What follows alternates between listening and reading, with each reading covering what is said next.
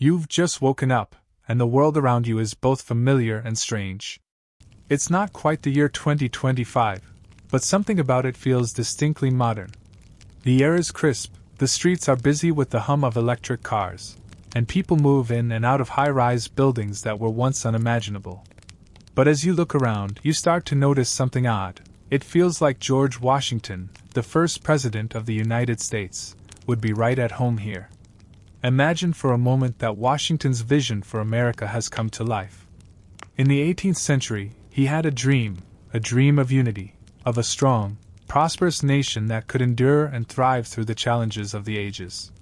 The question is, what would he think of the world today? How would he see the country he fought for, the one he helped create, and how would he react to what we've become? Now, take a deep breath. Before you get too comfortable, let's step back into the world of Washington's ideals. You probably won't survive this mental exercise if you don't hold on tight. You see, Washington wasn't exactly the kind of guy who left room for wishy-washy compromises. His vision was a straightforward one, a nation of integrity, strength, and wisdom. So, before you get comfortable, take a moment to like the video and subscribe, but only if you genuinely enjoy what I do here. Also, feel free to share where you're tuning in from and what time it is for you. It's always fascinating to see who's joining us from all over the world. Now, dim the lights, maybe turn on a fan for that soft background hum, and let's ease into tonight's journey together. Washington's dream of America wasn't just about forming a country. It was about the future, about a vision that would last well beyond his own time. But what would that vision look like today? And would he even recognize the country we've built? You might be wondering where to even begin with Washington's long-term hopes for the nation. Let's start with something that resonates even now: unity. Washington's goal was clear: to take a nation of colonies that had once been divided under British rule and mold them into something stronger. He believed that a united front was essential not only for survival but for thriving as a nation. In the early years of America, Washington saw what we now call factions, political parties, starting to form. But his vision was one where people put the nation's interests first, not just their own. He warned against division in his famous farewell address, advising future leaders to avoid the destructive nature of party politics. But here's a question: do we think Washington would have been happy with the political state of America today, with all the partisanship and divisive rhetoric we hear? Historians still argue whether Washington's warnings about party politics were prescient, or whether, in some ways, he underestimated the force that parties would become. Washington's belief in unity was also about the people. He wanted America to be a place where different cultures, different regions, and different ideas could coalesce into one powerful identity. It wasn't just about geography. It was about fostering a spirit of belonging, a spirit of cooperation. It's easy to forget that, in Washington's time, this was no small feat. Many of the states were still very much their own entities, holding on to regional identities and practices. If he were alive today, how would he view the increasing fragmentation we sometimes see, across political lines, cultural divides, and even generational differences? But it wasn't just the nation's unity that Washington cared about, it was also its principles. Washington was deeply concerned about ensuring that the American government didn't become too powerful. He feared the idea of a monarchy or dictatorship taking root, so he carefully set the stage for what would become the separation of powers in American government. What would he think of today's debates about the power of the executive branch and the role of the federal government? Would he believe we've gone too far, or would he see the balance of power as more secure than ever? At the core of Washington's vision was the idea of a government that worked for the people. That's why he kept his distance from the temptation of power. He famously stepped down after 2 terms, setting a precedent for future presidents. It wasn't just about avoiding personal gain, it was about ensuring that the nation remained in the hands of its citizens. So here you are, standing in a world that might just be closer to Washington's ideal than you think. The sun's setting, casting a soft, golden glow over the streets, and you wonder, has his dream of a united, virtuous, and balanced America truly come to life? Or have we drifted from those ideals? Washington was known for being practical, but he also had his moments of deep, visionary thought. And tonight, we'll explore exactly what kind of future he might have envisioned for America, and whether we're still on the path he set.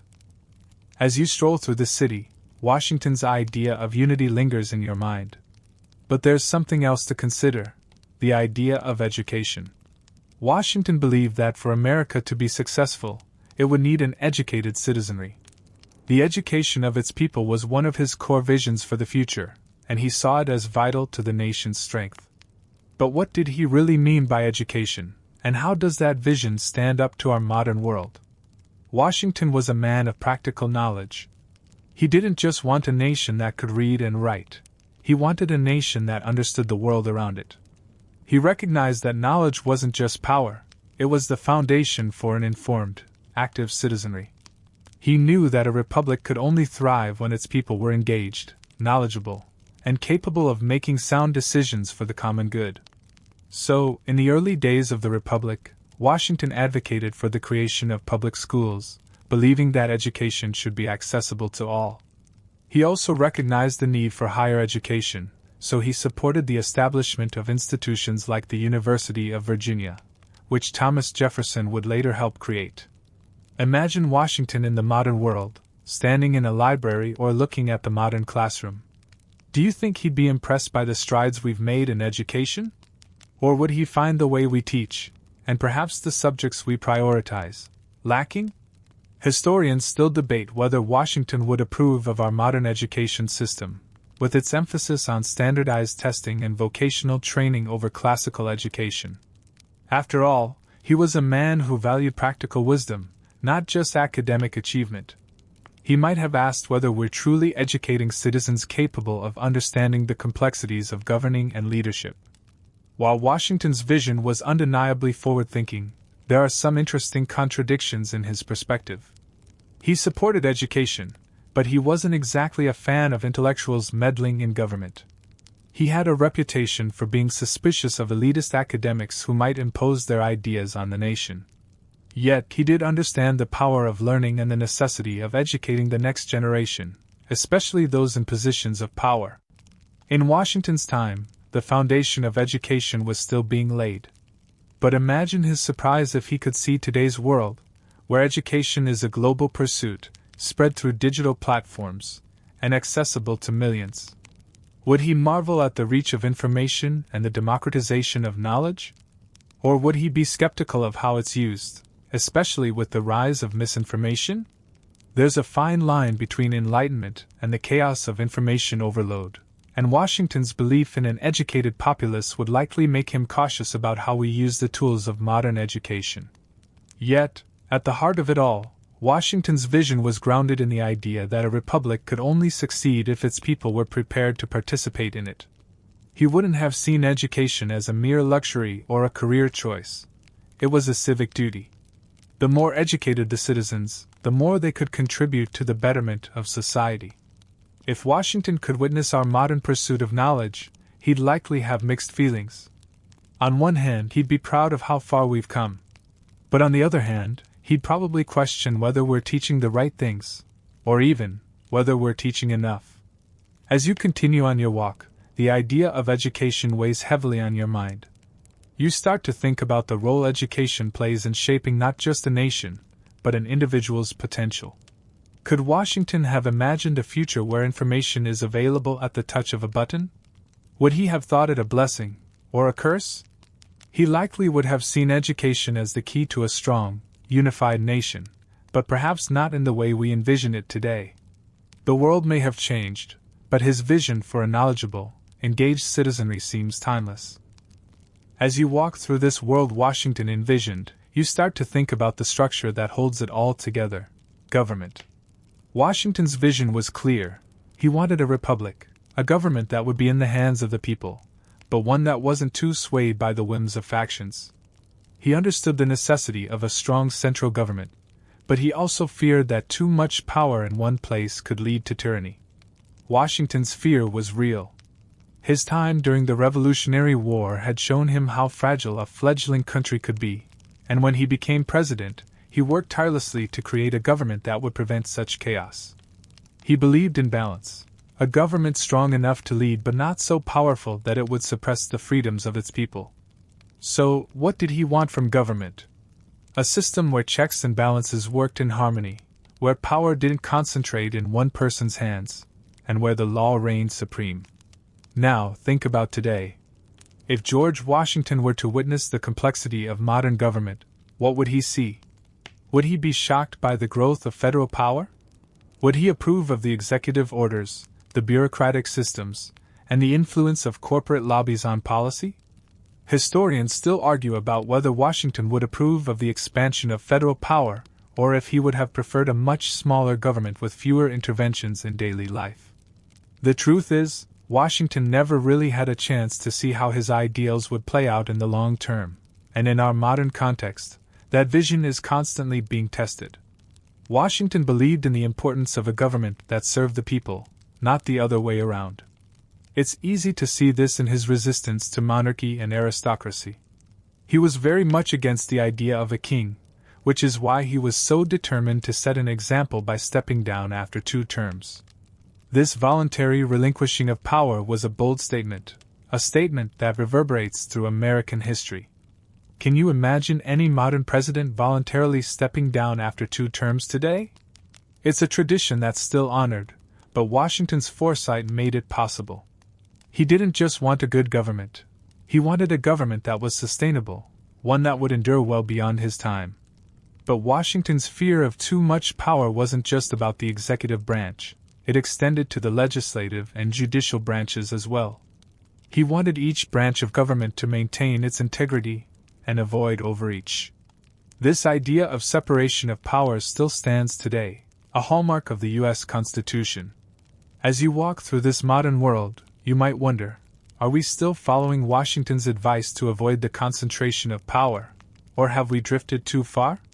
The balance of power in Washington's day was delicate, and even then, factions worked to tip the scales.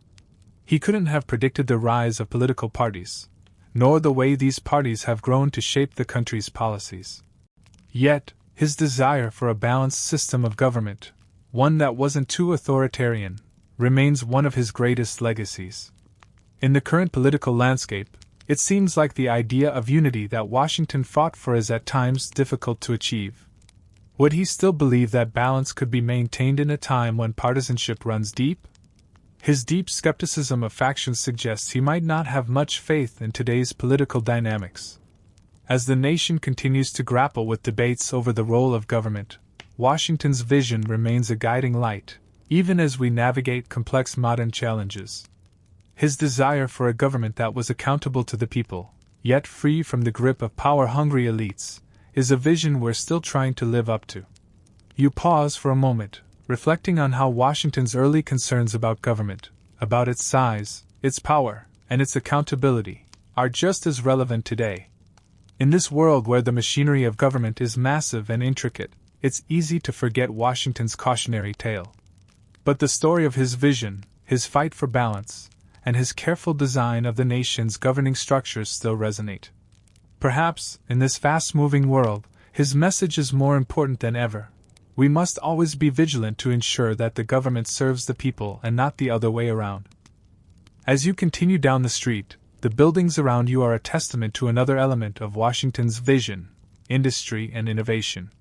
Though not exactly an industrialist in the modern sense, Washington had a profound respect for the power of industry to propel a nation forward. His era, of course, was pre-industrial, but he recognized that a nation needed more than just agriculture and military might. It needed the innovation, productivity, and infrastructure to compete on the world stage. And he understood that this would be key to America's survival and prosperity. Washington's vision of industry wasn't just about factories or technological marvels. It was about self-sufficiency and the ability to produce goods that could support the nation's growing needs. He was an early proponent of developing America's manufacturing capacity and saw the potential for the country to be a global economic player. He also believed that innovations in farming and technology could serve to make the young republic stronger. Washington even turned to his own farm, Mount Vernon, to experiment with new farming methods and innovative agricultural tools. Imagine how he would react to the world today, with technological advances that are light years ahead of what he could have imagined. Would he be astounded by the pace of innovation in the modern world? Historians still debate whether Washington would have supported the rapid pace of technological change. On one hand, he believed in the power of innovation to strengthen a nation. On the other, he was a man who valued tradition and caution, always thinking about the long-term effects of change. Would he have embraced the rise of artificial intelligence, electric cars, and smart technology? Or would he have feared that such rapid advancements might upset the delicate balance of power he fought so hard to create? Washington also had a keen eye on the financial side of innovation. He understood that a strong nation needed a stable economy. When he became president, he worked closely with Alexander Hamilton to create a financial system that could support national growth, including the establishment of a national bank. Washington's economic vision wasn't just about wealth. It was about creating systems that could ensure the country's success over time. In the 21st century, would Washington have been impressed by the financial systems that dominate the global market today? Or would he be troubled by the volatility of modern economies, especially the concentration of wealth and the rise of corporate influence? In Washington's time, much of the nation's economy was still agricultural, and while he recognized the importance of agriculture, he also knew that America would need to diversify. He was one of the first to advocate for manufacturing as a means of economic growth, and he was a proponent of protective tariffs to encourage the development of American industries. If he could witness the modern world, with its sprawling cities and global supply chains, would he be satisfied with how far we've come in terms of industrial growth? Or would he still see weaknesses in our system? One of Washington's greatest fears was that America might become too reliant on foreign goods and services, which would undermine the country's self-sufficiency. This fear was rooted in his experiences during the Revolutionary War, when America's dependence on foreign powers was a significant vulnerability. Today, with globalization, Washington might find himself conflicted. On one hand, he would likely admire the ability of countries to collaborate and trade in ways that were once impossible. On the other hand, he might see the loss of self-sufficiency as a threat to the republic he fought so hard to establish. You begin to think about the pace of change in your own time. Innovations in technology, industry, and infrastructure have transformed the world in ways Washington could never have anticipated. His vision for a strong, self-sufficient nation is, in many ways, alive today. But it's a complex, interconnected world now, a world where technology and innovation bring both promise and peril. Washington may have laid the foundation, but it's up to us to navigate the complexities of modern industry and ensure that innovation continues to serve the people, as he would have wanted. As you move deeper into the heart of the city, Washington's ideals about democracy and representation come into sharper focus. It's easy to take democracy for granted today, but Washington's vision was one of careful, calculated democracy, where the people would have a voice, but not in a way that would lead to chaos. He was deeply concerned about the influence of factions, the political parties that, in his eyes, threatened to divide the country and make it weaker. His farewell address was filled with warnings about the dangers of partisanship, urging Americans to avoid getting caught up in divisive politics. But as you walk through the bustling streets, you see that the political landscape has changed dramatically since Washington's time. There are now political parties in abundance, each one with its own platform, and the divisions between them seem sharper than ever. The questions arise: what would Washington think of today's polarized political climate? Would he be horrified by the depth of division, or would he see it as the natural evolution of a republic that's grown too large to be united by simple ideals? Historians still argue whether Washington's fears about factions were too pessimistic, or whether he accurately predicted the difficulties that would arise from such divisions. Washington was a man of moderation. His belief in checks and balances was based on the idea that no one branch of government, or no one political faction, should be able to dominate. He feared that if any one group gained too much influence, it could tip the balance of power and lead to the collapse of the republic. His solution was to build a government where the branches of power were distinct and kept in check by one another. Today, with the rise of powerful political parties and special interest groups, Would Washington's ideal of a balanced government still be possible? Would he see the rise of money in politics and the influence of lobbying as a betrayal of his vision? At the heart of Washington's view of democracy was the belief that the people should have a say, but that their decision-making should be guided by reason, not emotion or impulsiveness. He didn't believe in direct democracy, where every citizen could vote on every issue. Instead, he favored a system where elected representatives would make decisions on behalf of the people, but only after careful deliberation. This was the idea of a republic, where the government was accountable to the people, but the people themselves didn't always have to directly govern. Washington's caution about direct democracy was born from his experiences with the chaos of the Revolutionary War. The war had shown him how quickly things could spiral out of control when passions ran high, and he feared that if the masses had too much power, it could lead to the downfall of the country. Today, we can see echoes of this concern in Washington's warning about the dangers of populism. Would Washington be dismayed by the rise of movements that focus on the will of the people, even when it leads to political instability? Or would he view the rise of populist movements as a natural outgrowth of the democratic process? As you continue to walk, you start to notice the implications of Washington's ideal of democracy.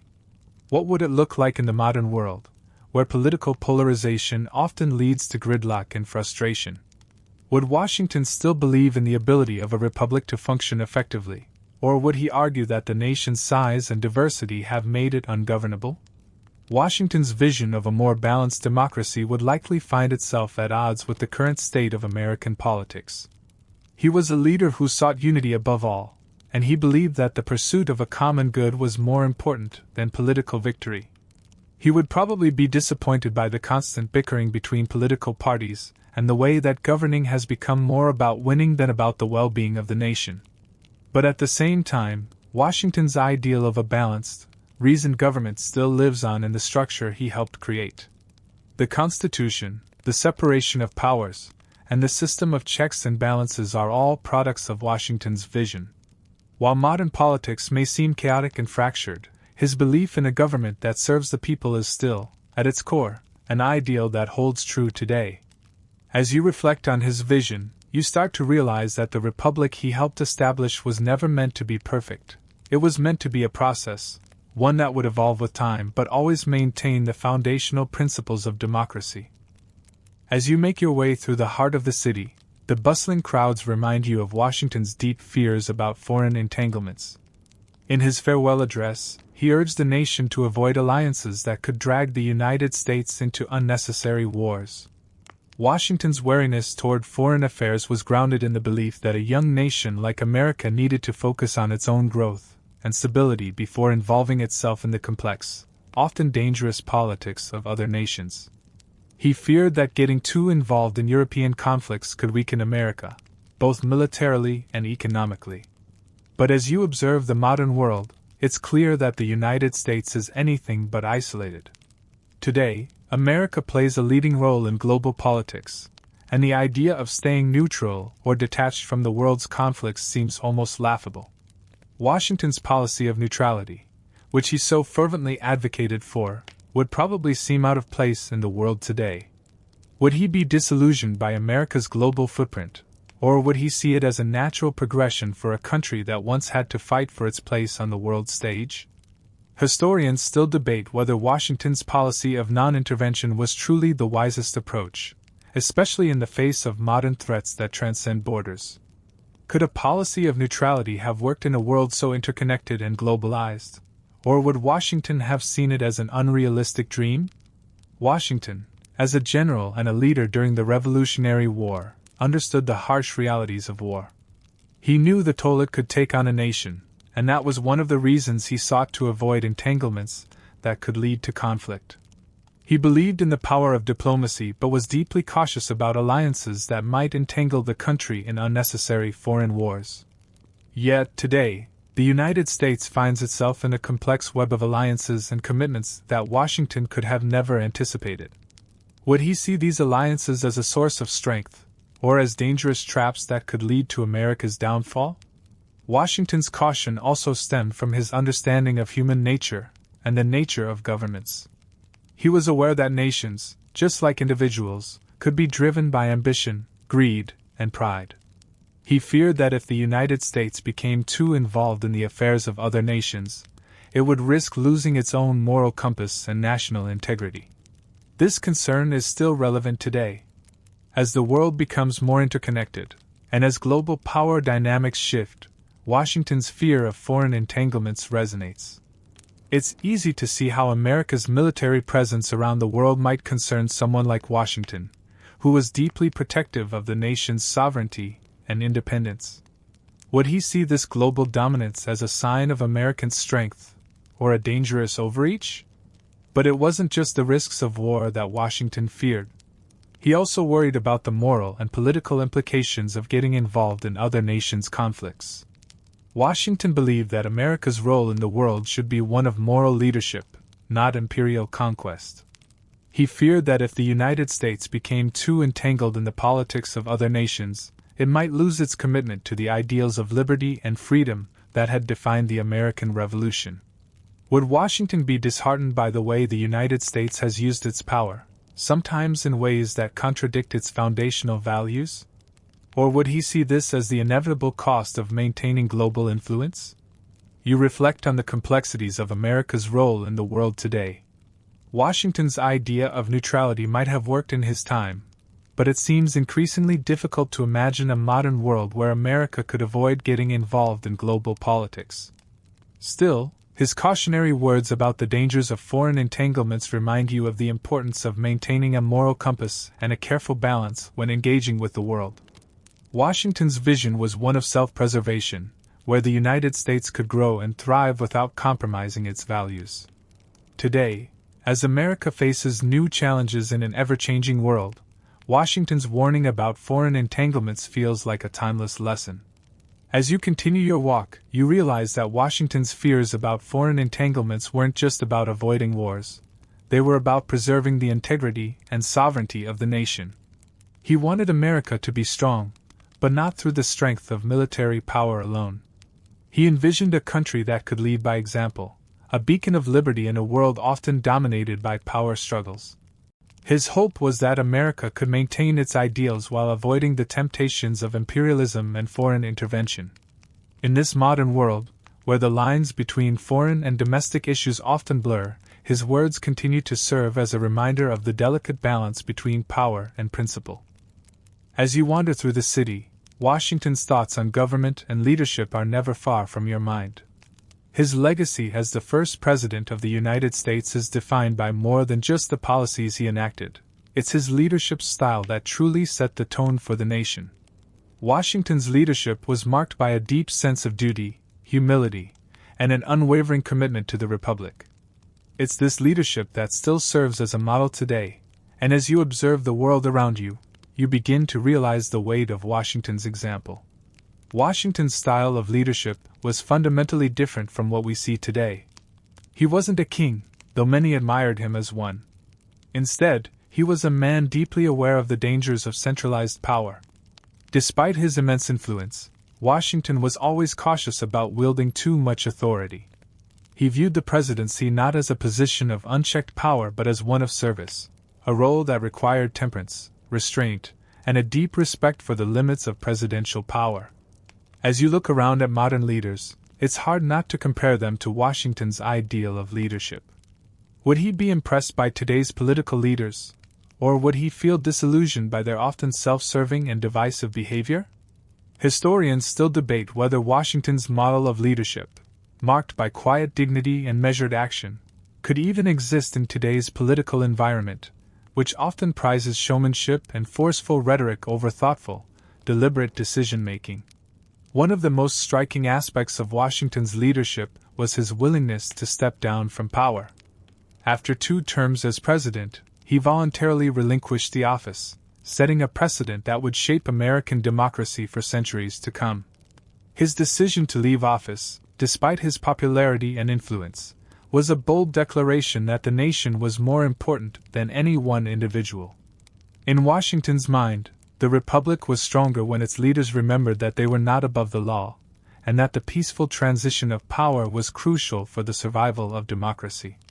If Washington were alive today, He might be astounded by the idea of modern political dynasties and the increasingly entrenched nature of political power.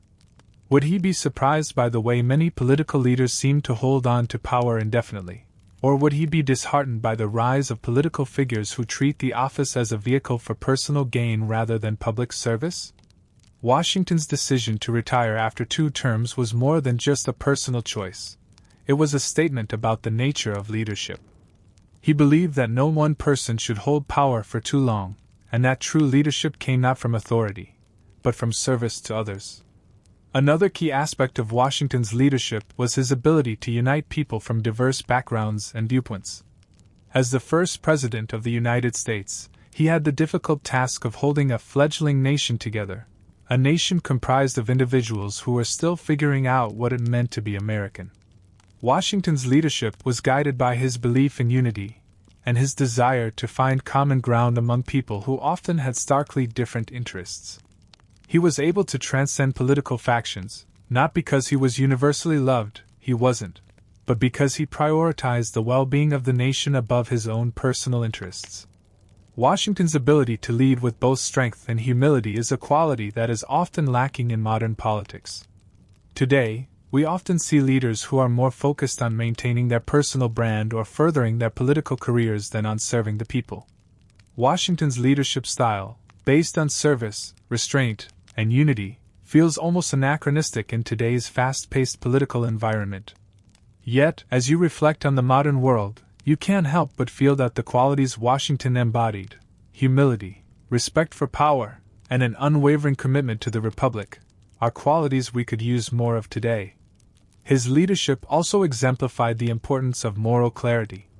Washington made many difficult decisions, especially in his role during the Revolutionary War, but he always sought to do what was right, not what was politically expedient.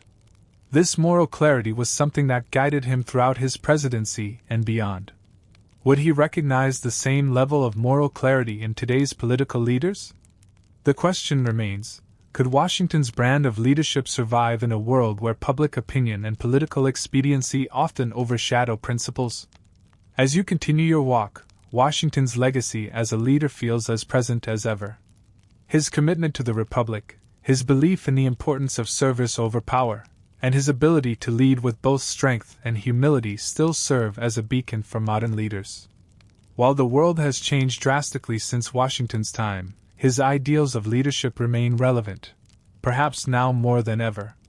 If the nation is to survive and thrive, it must look to Washington's example, which teaches us that leadership is not about control, but about service to the people and the greater good.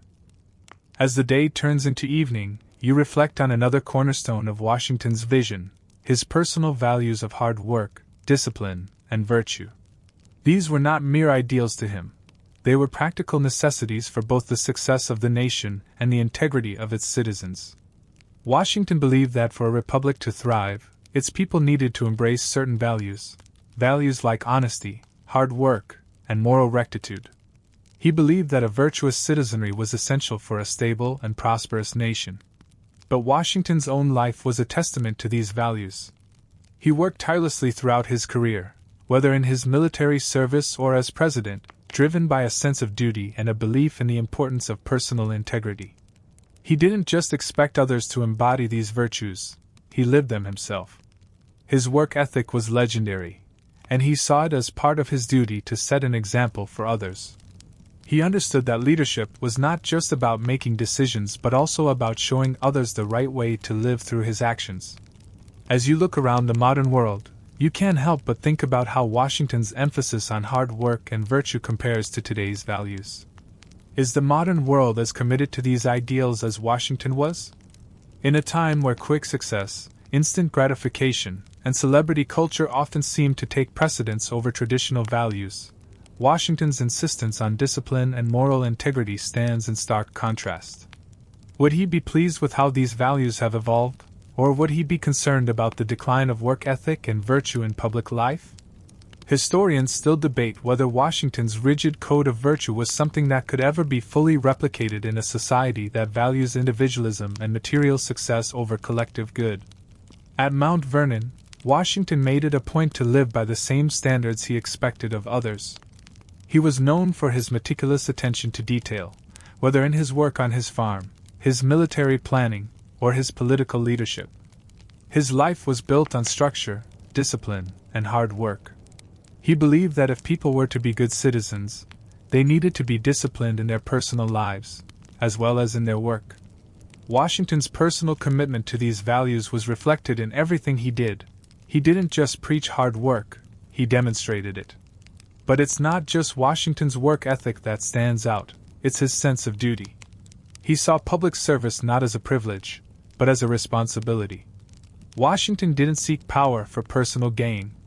In fact, when he was offered the title of king, he rejected it outright. He believed that power should be temporary, and that the true test of leadership was in one's ability to relinquish it when the time was right. His sense of duty was a guiding principle, not just in his public life, but in his private life as well.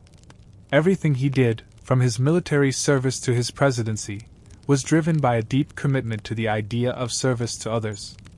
Would Washington's views on hard work, virtue, and duty resonate in today's world? Would he see a nation focused on instant gratification, social media fame, and personal ambition as losing its way? In Washington's time, a person's worth was measured by their character and their contributions to society, not their wealth or fame. Washington would likely see today's obsession with celebrity culture as a stark contrast to the values he worked so hard to uphold.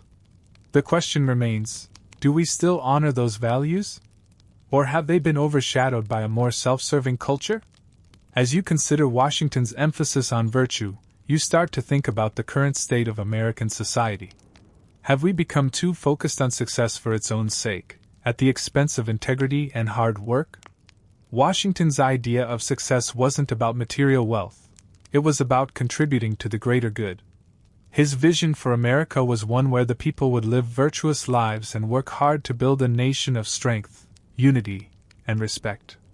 But today, with the rise of consumerism and individualism, it's easy to see how those ideals have been pushed aside in favor of personal gain. Washington's virtues were timeless, but how relevant are they today?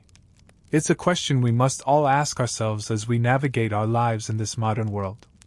Perhaps Washington's greatest legacy isn't just in the nation he helped build, but in the moral framework he set forth, a framework that still holds lessons for us today. If we hope to build a better future, perhaps we need to return to some of the values Washington held dear: hard work, discipline, and a commitment to the greater good. These are the values that helped shape America, and they may be the very ones that can help us preserve it. As the evening deepens and the city's lights flicker to life, you feel Washington's influence on yet another aspect of his vision: the westward expansion of the United States. Washington's dream of a strong, unified nation was built not just on the success of its government and industry, but on its potential for growth and development. During his time, the idea of westward expansion was already taking shape, but it wasn't until after his presidency that America began its steady march westward. Washington had long seen the West as a critical part of the nation's future, an opportunity for growth, land, and prosperity. In his vision, America was meant to be a land of opportunity, where hard-working individuals could establish themselves and create a prosperous future. Washington understood that in order for the nation to survive and thrive, it needed to expand. But this vision wasn't about conquest, it was about the possibility of creating something better, something sustainable. Washington viewed the westward territories as an essential part of the American future, offering land and resources that could secure the nation's independence and future prosperity. What would Washington think of the modern world, where the concept of westward expansion has been replaced by the spread of cities, industries, and technology into every corner of the globe?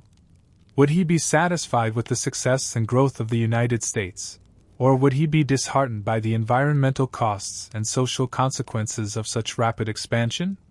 Washington's belief in progress wasn't rooted in mindless expansion. It was about the careful, thoughtful development of resources and the establishment of self-sufficient communities. If he could see the sprawling cities and the highways that stretch across the continent today, would he see this as a fulfillment of his dream? Or would he wonder if we've lost sight of the values of sustainability and balance that he held so dear? Washington's approach to westward expansion was also shaped by his desire to ensure that the new territories would remain in the hands of citizens, not concentrated in the hands of a few elites. He wanted ordinary people, farmers, workers, and entrepreneurs, to have the opportunity to create a life for themselves on the land. This idea of land as the foundation for individual success and national stability was a key part of his vision. Today, the idea of land ownership has changed, and the notion of self-sufficiency has given way to a more globalized and interconnected economy. Would Washington approve of today's methods of land development, or would he be concerned about the growing gap between the wealthy and the poor? His vision of westward expansion was about more than just acquiring land. It was about creating opportunities for the common man. But Washington also understood the importance of a balanced approach to expansion. He was wary of overextending the nation's resources or becoming entangled in conflicts over land. Even as he supported the expansion of the United States, he was mindful of the potential dangers of unchecked growth. His cautious approach was meant to prevent the nation from overextending itself and spreading too thin. He believed that a republic needed to be strong enough to manage its growth without sacrificing its stability or the well-being of its citizens. In this regard, Washington's vision seems particularly prescient today, as we grapple with the consequences of rapid urbanization, environmental degradation, and the pressures of a constantly growing global economy. As you reflect on Washington's westward vision, you start to think about how far America has come. The frontier has long since closed, and the nation has expanded far beyond the limits of Washington's time. But even as the geography of the United States has changed, Washington's caution about overexpansion still holds valuable lessons. The key to a strong nation, in his view, wasn't just about gaining more land. It was about developing that land wisely, carefully, and sustainably. The vision of westward expansion he championed was grounded in the idea that growth must be managed thoughtfully, with an eye toward long-term stability and prosperity. You feel Washington's spirit in the air around you, the careful, patient, and pragmatic approach to growth that he advocated. It serves as a reminder that while expansion and progress are essential to the survival of a nation, they must never come at the cost of its core principles. Washington's vision for westward expansion was one of balance and foresight, and as you continue to walk through this modern world, you can't help but wonder how much we've strayed from that balance. Perhaps it's time to reconsider Washington's careful approach to growth and development, as the world continues to change at an ever-accelerating pace. As you step through the quiet streets, the shadows lengthen, and the murmur of the modern world feels distant for a moment. Washington's thoughts on military strength echo in your mind. During his time as Commander-in-Chief of the Continental Army, Washington saw firsthand the importance of military strategy, discipline, and unity. But unlike many leaders throughout history, he didn't seek to build a massive standing army that could be used to expand power or conquer others. Instead, Washington's vision for the American military was one of defense, not aggression, a military force that would be strong enough to protect the fledgling republic but not so powerful that it could threaten the balance of power or become a tool of tyranny. Washington understood that a country's military was both a symbol of strength and a necessary safeguard against foreign threats. He knew that a young nation, still reeling from its war for independence, needed to ensure its security. However, he was cautious about how that military power should be wielded. Washington was deeply concerned about the dangers of military overreach, which could lead to unnecessary entanglements or the abuse of power. In his farewell address, he warned against forming permanent alliances that might drag the United States into foreign wars, but he also recognized the need for a strong defense. Washington advocated for a balanced, restrained approach to military power, one that would deter aggression but avoid aggression. In the modern world, military power has grown far beyond anything Washington could have imagined. The United States is now a global military superpower with a presence on nearly every continent. How would Washington view this? Would he be satisfied with the current state of the military, seeing it as a necessary component of America's security and global influence?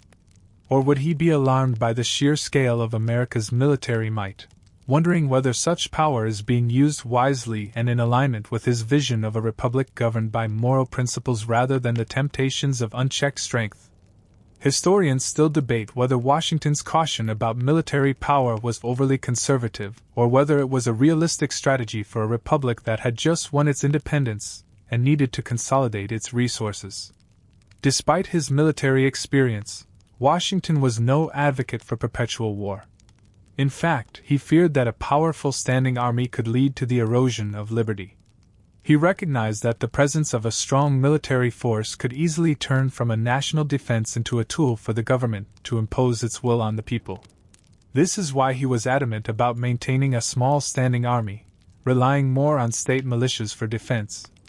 In his mind, the people should never be at the mercy of an unchecked military force.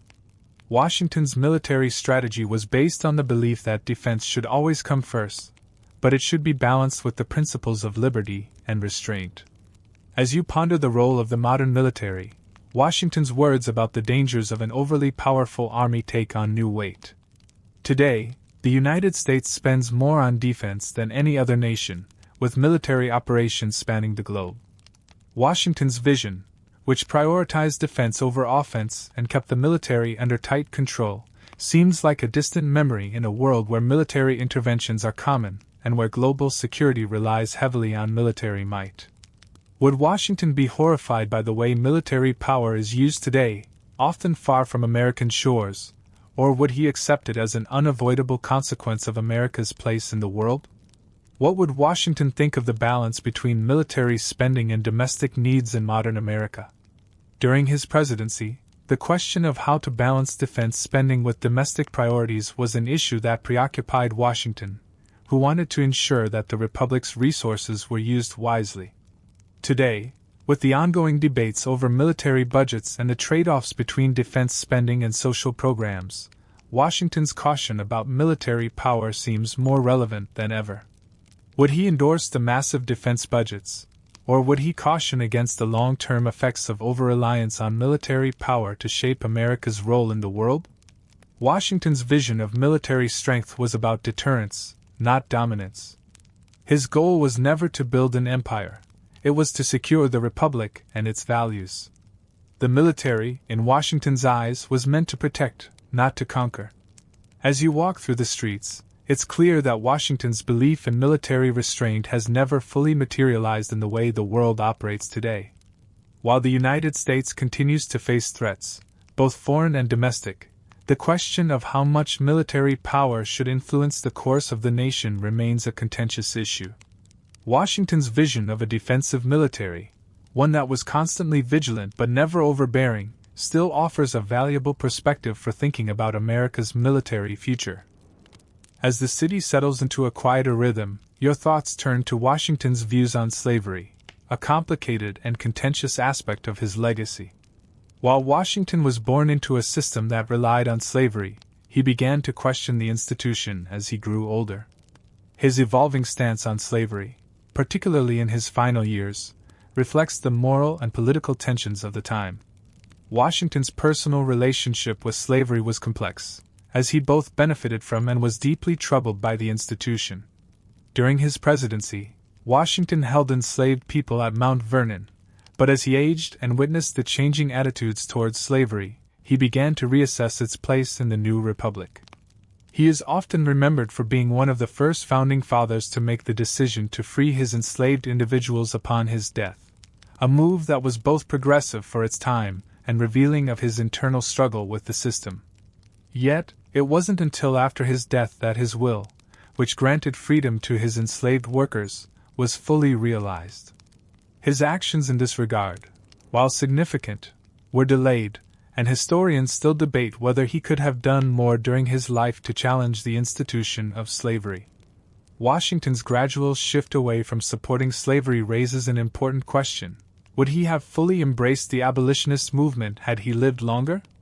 Historians continue to argue whether Washington would have taken more decisive steps to end slavery had he lived into the 19th century, or whether he would have continued to prioritize national unity over confronting the deeply entrenched system of slavery. Washington was a pragmatist, and while he may have recognized the moral wrong of slavery, He feared that moving too quickly to abolish it could tear the young nation apart. This tension between moral action and political pragmatism defines much of his legacy. But as you continue to reflect on Washington's complex relationship with slavery, you can't help but feel that his legacy on this issue is fraught with contradictions. On one hand, Washington freed his enslaved workers upon his death, which could be seen as an acknowledgement of the inherent wrongness of slavery. On the other hand, his failure to take more direct action during his lifetime means that his legacy is also marked by his participation in and reliance on the system of slavery. This duality, his recognition of slavery's wrongs alongside his failure to act more decisively, illustrates the moral compromises that many of the Founding Fathers made. Washington's actions and views on slavery are a reminder that the nation's founding was not a perfect moment of moral clarity. It was a time of contradictions, where the ideals of liberty and freedom existed alongside the reality of slavery, a system that underpinned the economy of the early United States. In the modern world, as we continue to grapple with the legacies of slavery and racial injustice, Washington's complicated relationship with the institution remains relevant.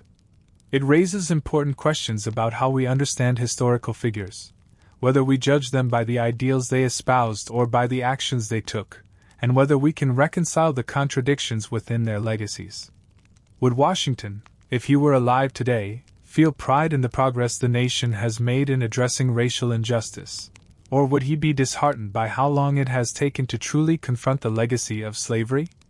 It's impossible to say for certain, but his life serves as a powerful reminder of how complex and difficult it is to reconcile the ideals of liberty with the reality of historical wrongs.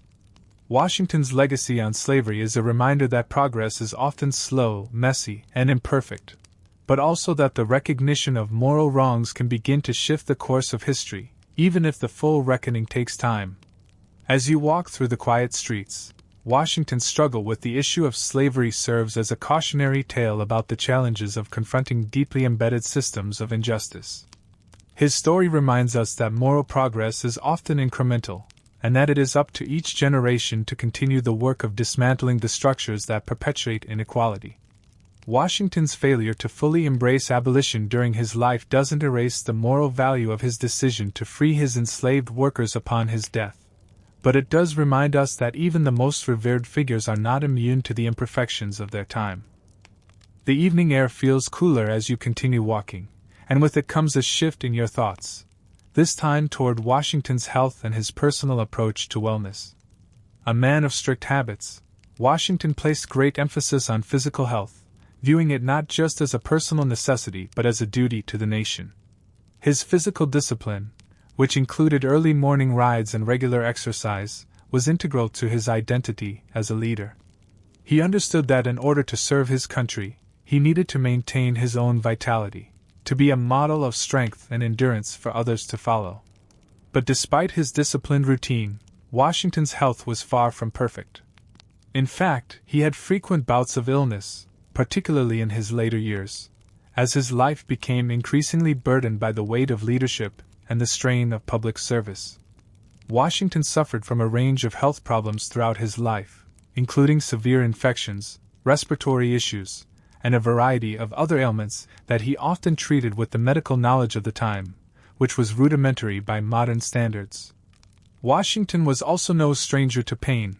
His teeth, for example, were in poor condition, leading him to suffer from chronic dental issues that contributed to his often less than perfect health. So, what would Washington think of modern wellness trends? Would he be impressed by the innovations in healthcare? Or would he be critical of the overemphasis on quick fixes and the glorification of instant solutions to health problems?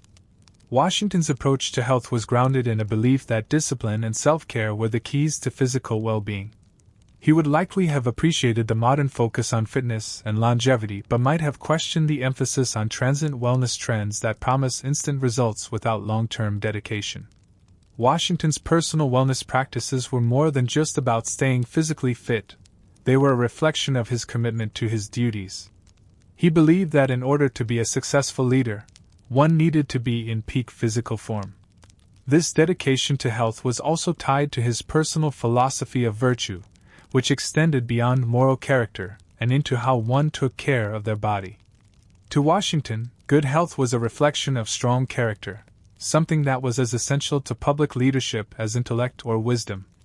Modern trends, such as diets, wellness regimens, and fitness challenges, might seem like a natural extension of Washington's discipline. However, his approach was more understated. He was less interested in the latest health craze and more focused on the daily habits that would keep him in working order. His regular exercise, which included horseback riding and long walks, was less about aesthetics or fitness goals and more about maintaining the stamina needed to serve his country. He would likely have frowned upon the superficial nature of some modern wellness practices, favoring instead a simple, consistent approach that prioritized lasting health over fleeting trends. Washington's experience with health challenges also offers a reminder of the limitations of medical knowledge in his time. When he fell ill, his treatments were often rudimentary at best, bleeding, herbal remedies, and other practices that we now know were ineffective or harmful. But despite these medical shortcomings, Washington's resilience speaks to something deeper: his ability to endure despite physical suffering. He didn't let illness or discomfort stop him from fulfilling his duties, and his approach to health was a reflection of the same commitment to duty and service that defined his leadership. As you continue through the city, it's easy to draw parallels between Washington's disciplined approach to health and the modern world's obsession with wellness. In today's age, we have more knowledge and better tools than Washington ever had, yet his emphasis on self-discipline and long-term wellness remains as relevant as ever. Perhaps the greatest lesson Washington offers in this area is the importance of personal responsibility, taking care of one's body as an act of service to oneself and to others. His belief that good health was essential for leadership might seem obvious today, but it's a reminder that wellness isn't just a trend to follow. It's a lifelong commitment to maintaining balance, discipline, and integrity in every aspect of life. As you reflect on Washington's approach to health, you start to realize that his vision for a strong and virtuous nation wasn't limited to the political or military realms. It extended to the personal as well. By taking care of his own body and mind, Washington set an example for others, showing that leadership begins with personal responsibility. His legacy reminds us that health is not just a personal endeavor. It is deeply connected to how we serve others and fulfill our responsibilities to society. As you move forward through the city, you reflect on Washington's vision of national security, a concern that consumed much of his presidency. Washington understood that for the United States to thrive, it needed to secure its borders, its citizens, and its sovereignty. During his presidency, the young nation was still finding its place in a world dominated by established powers, and Washington knew that the security of the Republic was paramount to its survival.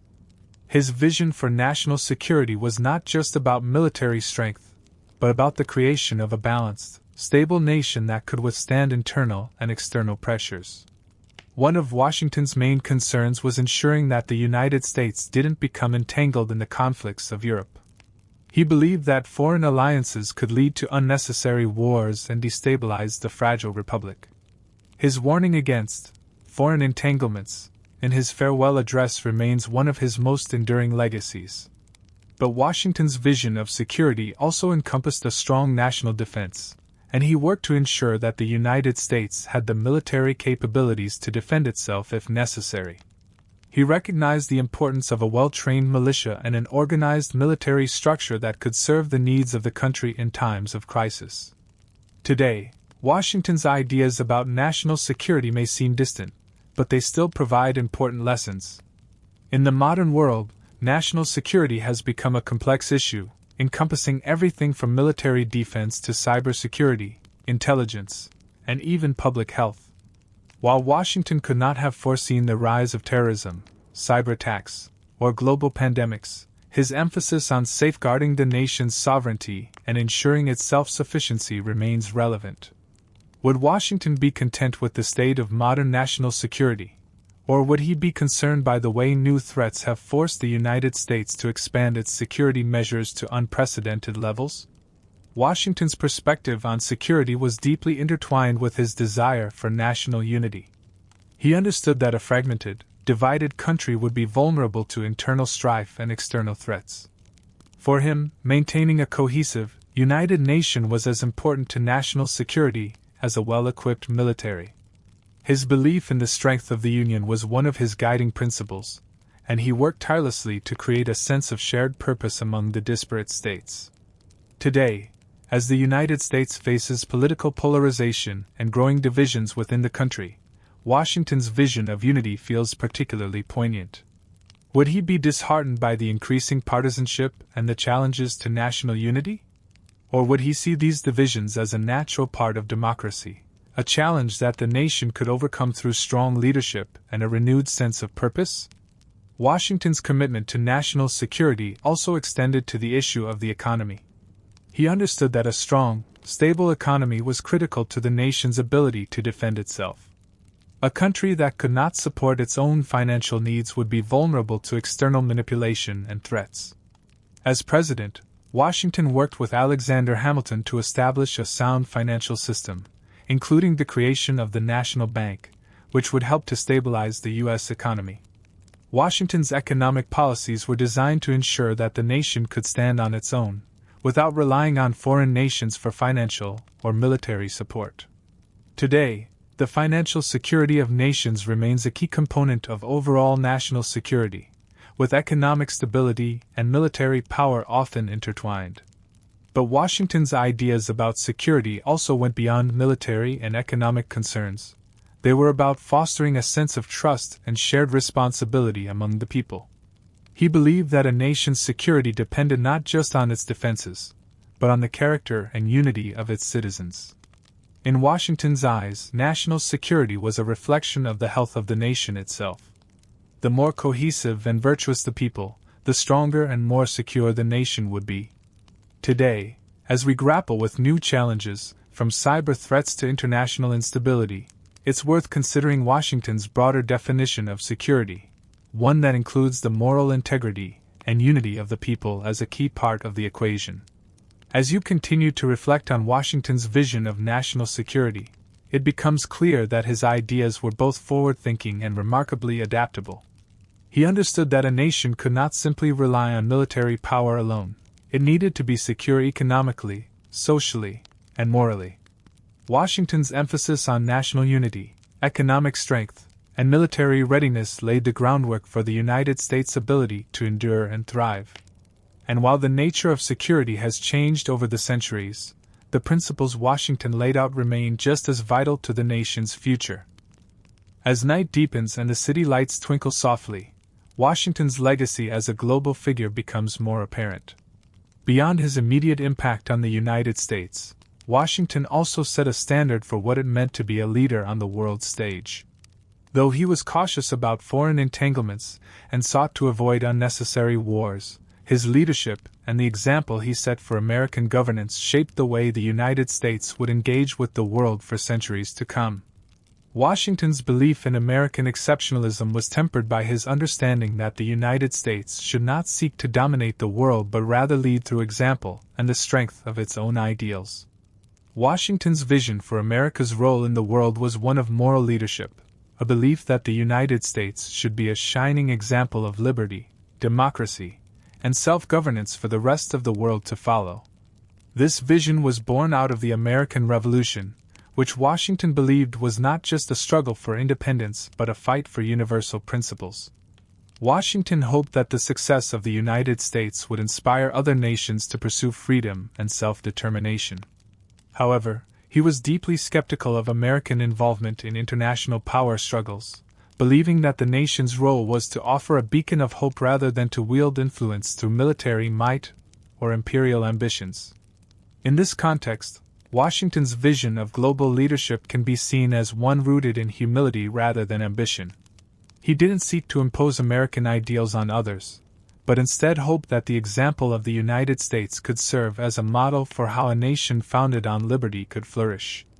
This ideal of leading by example has been a consistent thread throughout American foreign policy, from the early years of the Republic to the modern era. Yet, as you look at the United States today, it's clear that the nation's role on the world stage is much more complex. The question arises, would Washington approve of the way the U.S. engages with the world today, Or would he be concerned by the country's military and political interventions across the globe? Washington's warning about foreign entanglements was meant to ensure that the United States could remain true to its values without being dragged into the power struggles of other nations. He feared that alliances and conflicts could distract the United States from its core mission of building a strong, unified republic. But as the world has evolved and the United States has become a global superpower, Washington's ideal of neutrality has become harder to maintain. His belief in moral leadership, however, remains a guiding principle in the nation's diplomatic efforts. Would Washington still believe that the best way to lead the world was through example, or would he be willing to reconsider his stance on foreign interventions in light of the challenges facing the modern world? Today, as the United States continues to grapple with its global role, Washington's vision of moral leadership remains a touchstone. His belief that America should be a force for good, without seeking to impose its will on others, resonates with the modern world's struggle to balance influence with humility. Washington was not an isolationist, but he understood the importance of restraint in foreign policy. His vision was one where the United States could lead by the strength of its ideals, rather than through coercion or military force. And as you stand in this modern world, it becomes clear that Washington's cautionary tale about the dangers of overreach is more relevant than ever. The United States continues to navigate its place in a complex and interconnected world, and Washington's example offers valuable lessons on how to lead with integrity and purpose. As you consider Washington's impact on global leadership, you begin to appreciate how his vision of American exceptionalism was not about dominance or control, but about setting an example of what a free, self-governed nation could be. Washington's belief in the power of ideas, rather than military power, is a message that still resonates today. His example teaches us that true leadership doesn't require imposing our values on others. It requires demonstrating the power of those values through our actions and our commitment to liberty. Washington's legacy on the world stage is one of quiet, steadfast leadership that continues to inspire and guide us in our global interactions. As you step into the quiet of the night, the streets feel still, and a sense of reflection settles over you. Washington's legacy is vast, yet it often feels like a tightrope walk between his ideals and the realities of his time. Through it all, one thing remains clear: Washington was a visionary, a man who looked far beyond his own lifetime to imagine a nation that could endure and prosper. His vision wasn't perfect. He made mistakes, hesitated in moments when boldness might have been required, and grappled with his own contradictions. But his foresight and commitment to creating a stable, unified, and virtuous republic have left a lasting imprint on the United States and the world. Even as the country has evolved, Washington's core ideals remain ever present, providing a foundation for the national conversation. His hopes for a republic founded on unity, self-governance, and civic virtue still resonate today. Washington didn't just create a political system, he crafted a moral and philosophical framework that would guide the United States for generations to come. His belief in the importance of a government that serves its citizens, and the idea that public service should be rooted in integrity and sacrifice, continue to shape what it means to be an American leader. But as you reflect on Washington's vision, you also see the challenges he faced. His life was a series of contradictions: his vision of liberty alongside his involvement with slavery, his call for unity while acknowledging the deep divisions of his time, his cautious approach to foreign policy in a world that demanded intervention. Washington, as much as he believed in the power of ideas, was not blind to the practicalities of politics.